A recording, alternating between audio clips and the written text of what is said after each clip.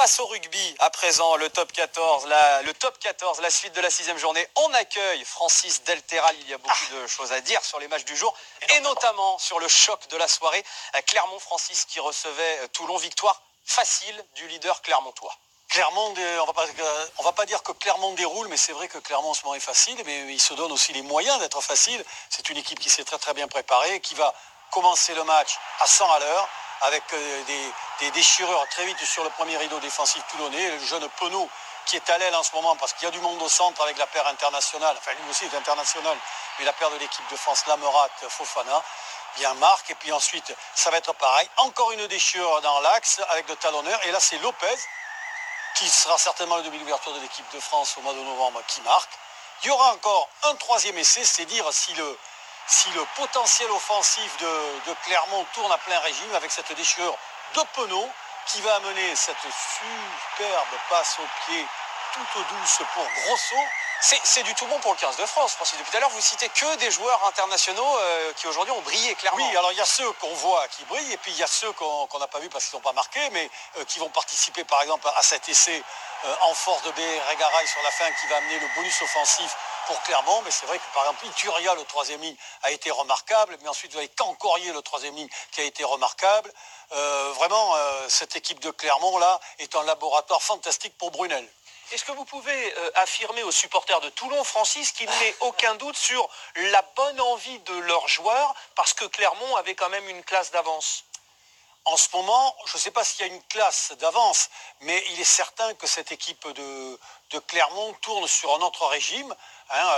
C'est-à-dire que, vous le savez puisque vous aimez le cyclisme, quand vous avez des types qui sont devant, il y en a, ils sont souvent devant, et puis il y en a, quand ça tape vraiment, ils sont largués. Et en ce moment, on peut dire que dans la préparation de Toulon, Colazo, qui arrive avec un nouveau projet, veut essayer peut-être aussi de changer les mentalités, veut essayer de faire évoluer ce jeu. Il amène des jeunes joueurs à Toulon qu'il met au compte-gouttes dans cette équipe. Tout ça, ça demande du temps et de la patience. Ça demande aussi de l'observation de la part des jeunes joueurs.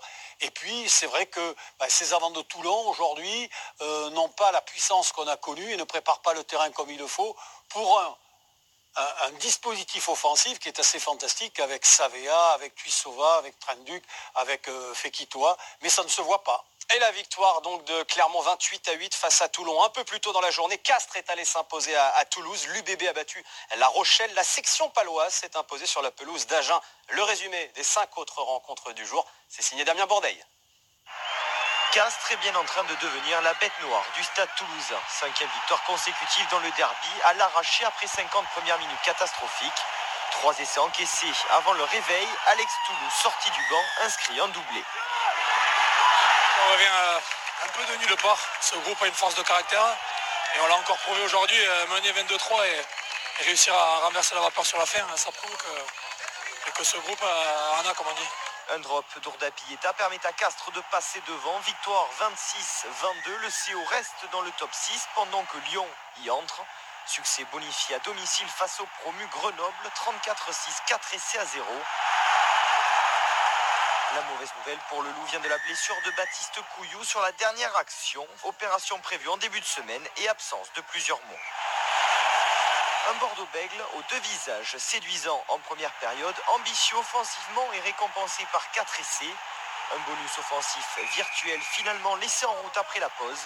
L'UBB s'impose 34-22 face à La Rochelle et enchaîne une 2e victoire de suite. À Perpignan, Montpellier a mis du temps avant de prendre la mesure des Catalans jusqu'à la 71e minute et le 3e essai synonyme de break. Un bonus offensif que le MHR ne parvient pas à conserver dans les derniers instants. 2 essais encaissés pour un succès final 23-20, bonus défensif pour l'USAP. Et comme Montpellier-Pau s'est imposé à l'extérieur après 2 revers à domicile, l'homme du match à Agen, Antoine Astoy, le demi d'ouverture, auteur d'un doublé pour sa première titularisation cette saison et de la pénalité de la gagne. On a eu 2 matchs difficiles à la maison contre de grosses équipes et voilà. Aujourd'hui on avait vraiment à cœur de se racheter de ça et venir chercher des points ici. On a eu une semaine difficile et on a beaucoup travaillé et ça fait plaisir que ça porte ses fruits sur le terrain.